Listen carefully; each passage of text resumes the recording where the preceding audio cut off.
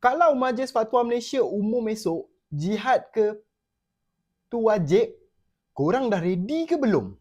Fatwa terbaru daripada Kesatuan Ulama Islam Sedunia ada menyatakan umat Islam yang berkemampuan ni wajib berjihad untuk.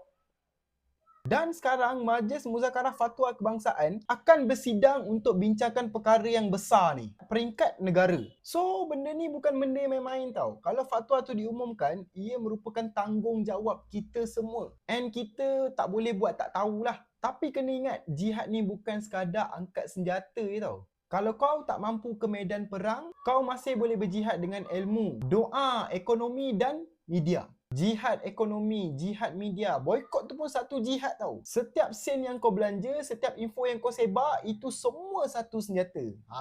Jadi kalau fatwa ni keluar, ini bukan masa kita untuk panik. Tapi ini masa untuk kita sedia dari segi ilmu, amal dan hati. So kita tengok hasil perbincangan ni macam mana. Get ready semua orang.